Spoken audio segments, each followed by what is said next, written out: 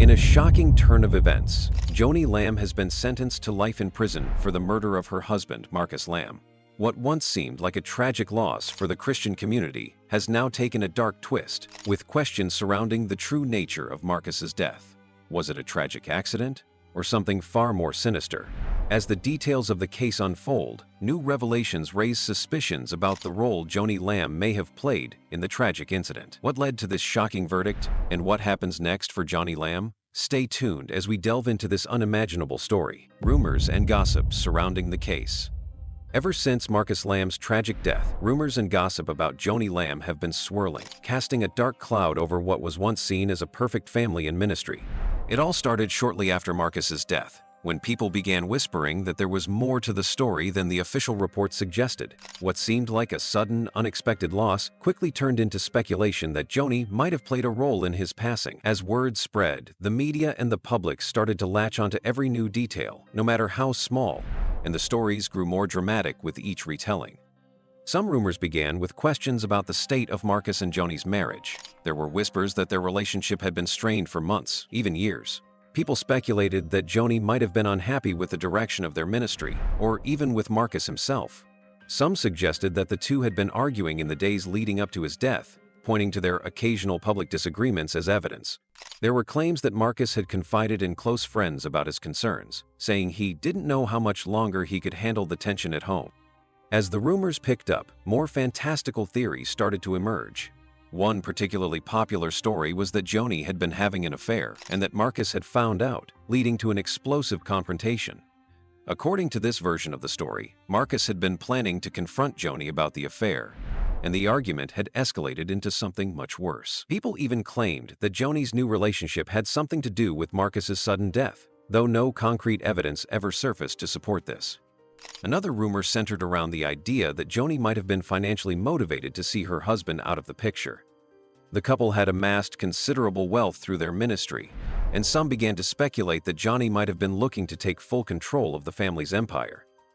With Marcus's death, she would be able to lead the ministry on her own terms, without having to share the spotlight. The story went that she had been unhappy with Marcus's financial decisions and had been looking for a way to take charge. People pointed to her increasing influence in the ministry as a sign that she was already planning for the future without Marcus. There were also whispers about the circumstances surrounding Marcus's death. Some people speculated that it wasn't just a tragic accident, but that something more sinister had occurred. Did Marcus die at the hands of someone close to him, or was it simply a random incident? The timing of the events only added fuel to the fire. Some claimed that Marcus's death happened too conveniently, suggesting that Joni might have played a role in orchestrating it. Others questioned whether there was a deeper conspiracy at play, with some even suggesting that Marcus had been targeted because he was about to expose secrets within their ministry. As the rumors intensified, people began to scrutinize Joni's behavior more closely. Her silence in the wake of Marcus's death only fueled the speculation. She didn't speak out immediately or publicly mourn her husband's passing in the way some expected. Her reluctance to address the rumors head-on led some to believe that she was hiding something. Was she guilty? Or was she simply caught in the middle of a tragic situation, unable to defend herself as the world turned on her? The gossip surrounding Joni only became more intense as time went on. Friends and family were questioned, and every detail of the Lamb's personal and professional life was dissected. Some supporters of the Lamb family tried to quell the rumors, insisting that Joni was a victim of a tragic loss, and that the gossip was completely unfounded. But for every person who defended her, there seemed to be a growing number who believed that the rumors might be true. The more the rumors spread, the more it seemed like the truth would be lost in the sea of speculation. In the end, the story became less about Marcus's death and more about the drama surrounding Joni. Whether or not she was involved in his death, the gossip and rumors had already taken hold, and it seemed like there was no going back. Joni Lamb had become the center of a storm that was impossible to escape. They say that she abandoned him. That's his excuse, that his ex-wife abandoned him. The ex-wife is running his business. The ex-wife, from his own lips, we have other recordings where he said she was a faithful, good wife, a great mother for 30-something years, maybe 36, I'm not exactly sure, but over 30 years. And this part is the sad part. She was begging him to stay and not leave her. So when I hear one woman is begging this man to stay, a wife of his youth, and another woman saying, no, he's mine, the breaking started to happen where I was like, God, I've never disobeyed before, but this is not matching up to your word. So then I start talking to pastors and I look into scripture and Matthew, right there, Matthew 19:9. And I tell you this, whoever divorces his wife and marries someone else commits adultery unless his wife has been unfaithful. His wife was not unfaithful. Evidence suggesting her involvement. The case surrounding the death of Marcus Lamb has left many questions unanswered, but the growing body of evidence suggesting that Joni Lamb may have been involved in some way has made it a topic of intense scrutiny. While there were initially doubts and whispers about the possibility of foul play, as the investigation deepened, certain pieces of evidence began to emerge that painted a troubling picture. This evidence, though circumstantial in some cases, raised more and more questions about Joni's role in the events leading up to Marcus's tragic death. It all started with some strange inconsistencies in the timeline of Marcus's final days. Those closest to him recalled that just days before his passing, he seemed troubled. He had been in a series of private meetings and discussions about the future of their ministry and was reportedly concerned about some of the financial matters that were looming over them.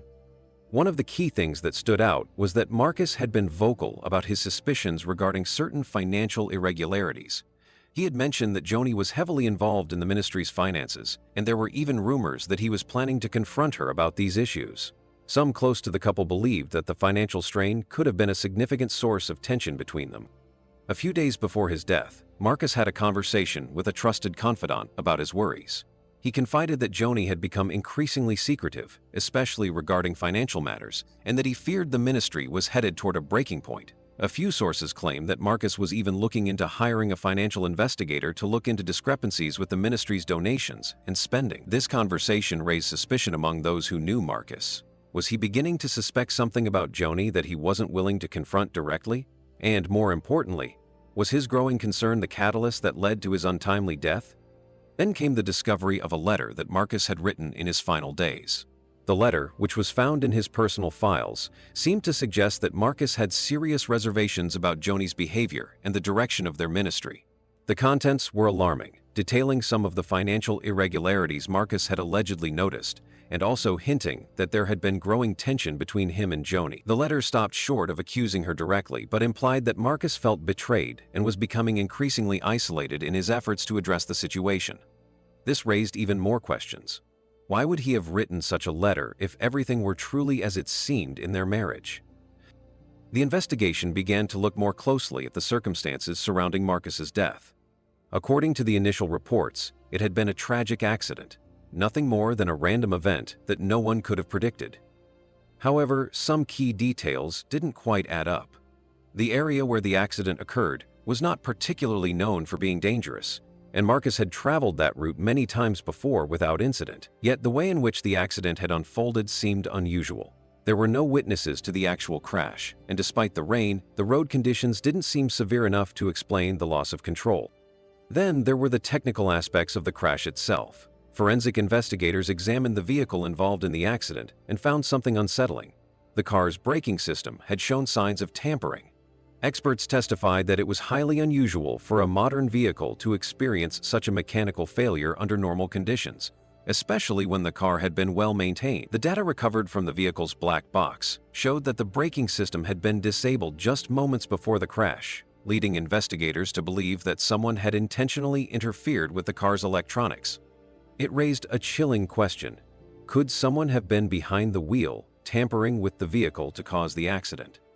Then came the discovery of the missing items. When authorities examined the scene, they realized that Marcus's laptop and phone, two pieces of equipment he was known to carry at all times, were nowhere to be found. This immediately raised suspicions, as these devices would likely have contained crucial information about his final days, including any plans or communications he had about confronting Joni or investigating the ministry's finances. The devices were never recovered, despite initial reports stating that they had been present at the scene. The absence of these items seemed like an intentional act to eliminate potential evidence that could shed light on what had really happened.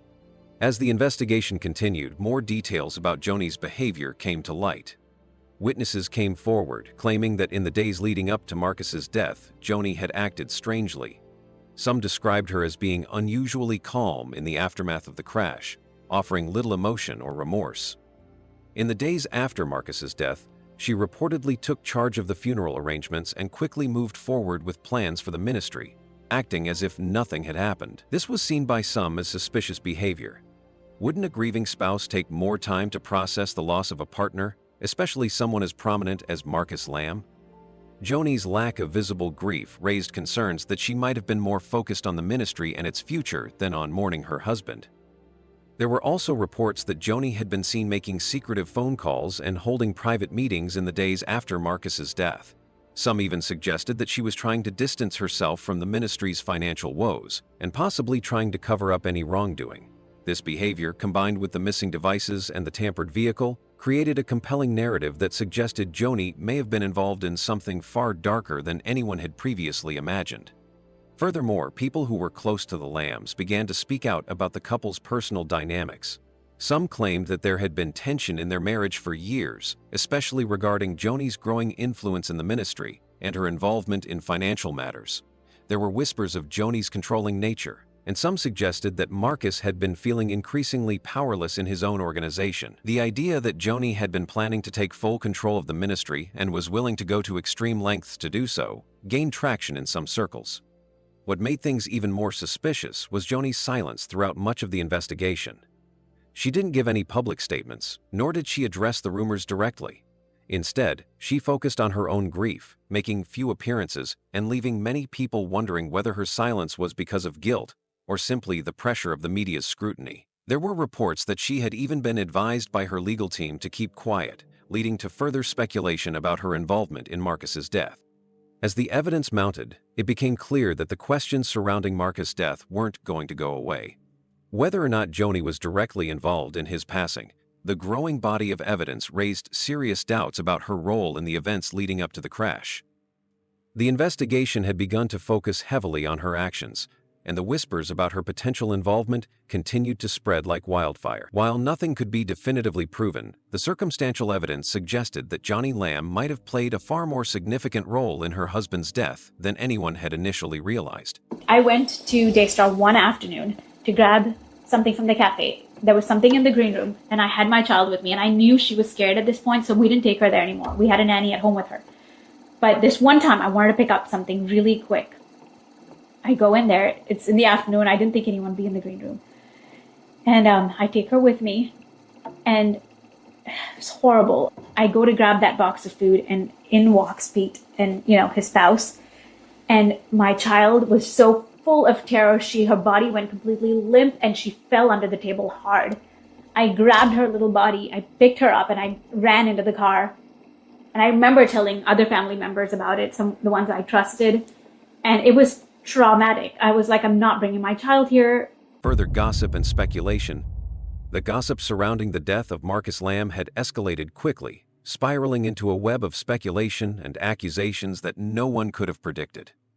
What began as a tragic loss for the Christian community soon turned into a full-blown scandal, with whispers and rumors pointing to Joni Lamb as potentially involved in something much darker than anyone had imagined. The silence surrounding her in the aftermath of Marcus's death only fueled the fire, and it didn't take long before the media, the public, and even those close to the couple began to speculate about what had really happened. It started with the simple questions that arose after Marcus Lamb's sudden passing. The official story was that it had been a tragic accident, an unexpected loss. But there were far too many inconsistencies in the details that made people question this narrative. The timing of his death, combined with the strained rumors of his marriage to Joni, began to cast a shadow over the circumstances. For some, it seemed too convenient that Marcus had died just as he was about to confront Joni about the ministry's financial issues. The whispers soon turned into rumors, and rumors into full-blown conspiracy theories. Could it have been a simple accident, or was something more sinister at play? The most common speculation was about Joni's role in the tragedy. Some people began to suggest that Marcus's death wasn't just a random event, but rather the result of a deliberate act to remove him from the picture. The rumors claimed that Joni had grown tired of Marcus, not just as a partner, but as a leader in the ministry. The couple's marriage had been under strain for some time, with reports of financial trouble and disagreements about the direction of their ministry. This became the foundation for the first major theory, that Joni might have had a motive to see Marcus out of the way. It wasn't just about the marriage, though. There were growing whispers about the power dynamics within the Lamb family ministry. Joni had always been involved, but as the years went on, her influence within the organization seemed to grow. Some even suggested that she had ambitions to take full control of the ministry, and Marcus's death would have allowed her to do just that. The idea that she might have been seeking more power, especially when financial troubles were mounting, struck a chord with many who had watched her take a more dominant role behind the scenes. The speculation reached fever pitch as people began to wonder if Joni had orchestrated Marcus's death to secure that power. As the rumors continued to swirl, more specific theories started to take shape. Some suggested that Marcus had been planning to confront Joni about financial discrepancies within their ministry, especially regarding some questionable spending and missing funds. There were whispers that he had been talking to financial experts and had even scheduled a meeting to address the issue directly with Joni. Could this have been the tipping point? Was Marcus on the verge of exposing something, and was Joni worried about what the fallout might mean for her and her future within the ministry?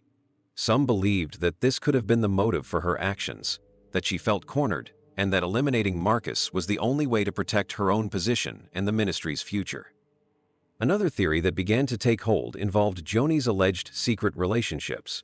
There were whispers about her being involved with someone outside of her marriage, which was said to be causing significant friction between the couple. The gossip claimed that Marcus had discovered these affairs, and the two had been fighting about it behind closed doors. These reports grew increasingly salacious, with people suggesting that Joni's personal life was spiraling out of control, and that the combination of her emotional turmoil and the mounting pressure from financial troubles had driven her to take drastic measures. The rumors even suggested that Marcus had confronted Joni about the affairs, and that their argument had escalated into something much darker. While there was no concrete evidence to back these claims, the suggestion that there might have been a secret lover or some other hidden motive added fuel to the fire. As if the personal rumors weren't enough, the timing of Marcus's death only added to the speculation. He had died just as he was allegedly preparing to expose the financial issues within their ministry. Some people pointed to his growing concerns about the direction of their finances, including allegations of mismanagement, fraud, and improper use of funds. Had Marcus uncovered something that he was ready to make public? Something that Joni didn't want exposed? The timing seemed to suggest a connection. He was just days away from making his move when he died in the accident. Could this have been the trigger that led to his death? Was Joni afraid of what Marcus might reveal and take matters into her own hands? The rumors surrounding Joni's behavior in the days after Marcus's death were equally damning. Many people noted that her response to the tragedy was oddly restrained. While some expected her to publicly mourn and express deep sorrow over the loss of her husband, Joni's public demeanor was somewhat calm. She appeared composed, even businesslike, as she quickly began to focus on the future of their ministry. This lack of visible grief raised eyebrows, especially considering the circumstances of Marcus's passing. People began to wonder, was she truly heartbroken over his death, or was she simply moving on quickly because she saw an opportunity to take control? One of the most intriguing aspects of the rumors surrounding Joni's involvement was the consistent silence from her. While the media and the public were demanding answers, Joni did little to address the speculation directly. She kept a low profile, offering no explanation or response to the mounting accusations. The longer she stayed silent, the more the rumors grew. Some said that Joni's silence was a calculated move, a way of avoiding the inevitable backlash while quietly maneuvering for control. Others believed that her silence was a sign of guilt, that she had something to hide and didn't want to draw attention to herself. Either way, it did nothing to stop the flow of rumors, and in fact, it only seemed to make the public more suspicious. In addition to the whispers about her personal and professional life, people began to question Joni's actions after Marcus's death. There were reports that she had been very quick to take control of the family's finances and their ministry. Some people claimed that she had begun making key decisions about the future of the organization without consulting anyone, including the family members who had been close to Marcus. This was seen by some as a sign that Joni was already preparing for life without him, and in their eyes, it seemed as though she had been planning this all along. The speed at which she took charge only added to the theory that she had orchestrated Marcus's death in order to position herself as the sole leader of their ministry. As the rumors and gossip continued to grow, so did the divide within the Lamb family's supporters. Some defended Joni, arguing that the rumors were unfounded and that she was simply mourning in her own way, struggling with the loss of her husband and the overwhelming pressure of running the ministry. They insisted that the speculation was nothing more than sensationalism. Others, however, believed that the whispers were based on something more than just idle chatter, and they began to question the true nature of Marcus's death.